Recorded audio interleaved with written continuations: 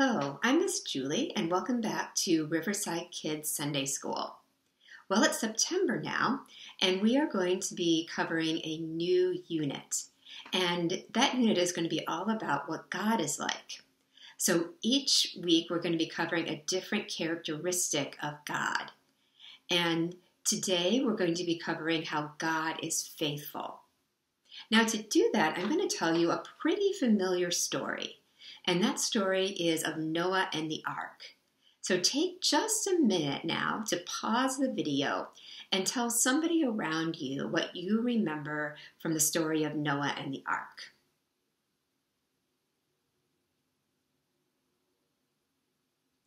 Well, if you're like a lot of us, you heard that story in Sunday school when you were a little kid, or maybe read about it in books like this. You probably remember things about Noah building a big boat and then carrying with his family two of every kind of animal in the world onto the boat. Then a huge flood coming, but Noah and his family were safe because they were inside this huge boat or ark. After the flood came down, Noah and his family got off the boat and then saw a rainbow, which was a symbol or a reminder that God would never do that to the earth again. Now that's a wonderful story, especially for little kids with rainbows and animals and so forth. But you guys are now a little bit older, and I think that you can look at this story in a deeper way. So today, I hope and I pray that you're able to look at the story with a new perspective and find out even more about God and your relationship to Him. So there's two big concepts that we're going to be talking about today, and one is faithfulness. Faithfulness will describe God, and we'll get to that soon. The other big concept is confidence. So first of all, again, you can pause the video and think for just a second about what confidence means. What is the definition of this? Well, your answers might be a little bit different from mine and others, but it basically means to trust something, to be able to put your trust in that and then to act accordingly. So another question. What do you have confidence in? Again, pause the video and think about this for at least a minute or so. Well, you might have thought about having confidence in other people, having confidence in your friends, in teachers, and parents, I hope. You also might have confidence in the things around you. You might have confidence that the lights are going to turn on when you flip a light switch, or that water is going to come out of your tap when you turn on the faucet, or that you'll have shelter over your house, or that you'll have lunch to eat. Also, some people say that you should have confidence in yourself. You can trust your judgments and trust your decisions.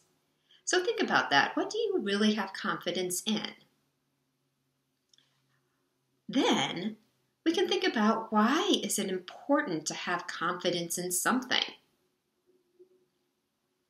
Again, there's no straightforward answer to this one, but it may be that we just need confidence to get around in our world, that we need to trust some things or someone. So keep those things in mind as we hear again the story of Noah and the ark. And if you'd like to, you can follow along with the handout that many of you would have gotten this past week or so from our Sunday school teachers. And it all tells the story, but it also gives you some activities to do later. So this story is from Genesis chapter 6. At this time, the earth was pretty new, but God's heart was already filled with pain. The people that He had created had started sinning, doing wicked things, and being violent towards each other. And God was a little bit sorry that this had all happened, that His creation was doing these horrible things. And He decided to send a flood to wipe out the whole earth and kind of start from scratch. But, this is a really big but, Noah was one person on the earth who was righteous or not sinning and faithful to God. So God wanted to save Noah and Noah's family. So he told Noah to build a huge boat, something that we call an ark, and that Noah's family and animals would be safe in that ark. So Noah obeyed. He built an ark that was 450 feet long, 75 feet wide, and 45 feet tall. Now, that's a little bit hard to imagine, but that means that it was about as long as a half a football field, about as wide as a basketball court, and about as tall as a 4-story building. So this was a huge boat, and we think that it took Noah a really long time to build it.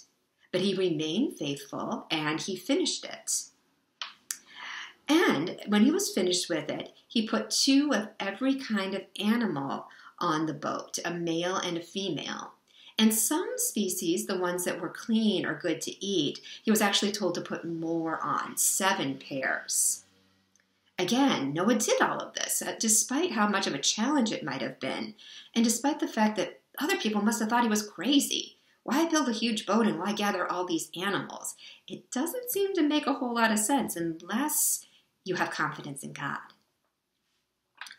Then they shut the doors of the ark, and it rained for 40 days and 40 nights, and the whole earth, they say, was flooded, and everything outside of the ark was destroyed. Again, Noah lived on, and his family and the animals lived on the ark for over those 40 days and 40 nights, for over a year, until the flood waters came down and they were able to come safely out of the ark. Now again, Noah went to great lengths to obey God. He must have trusted in God so much to obey them. I'm not sure what was in his heart. We don't know his internal thoughts from the Bible. But we do know that in the end, he obeyed God, so he didn't have to worry about the horrible flood that was going to happen. So in the New Testament, Jesus tells us, "Do not worry about your life, what you will eat or drink, or about your body and what you will wear." And that's our memory verse for the day. Do not worry.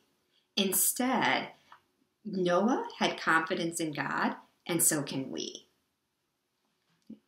So I have just a few questions again for you to think about with Noah and the ark.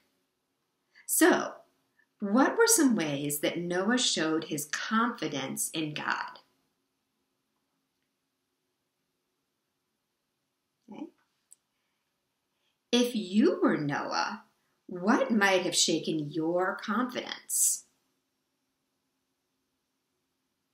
Well, I don't know what your answer to that one is, but mine would be that I think I would start to kind of question, that seems really crazy to build this huge ark and then to gather all of these animals and to do something that didn't seem to make sense, at least to the rest of the world. I hope I'd remain confident and trust in God, but that would have been a hard thing to do. Now, despite what we might have done, another question is, what was Noah's response to the challenge?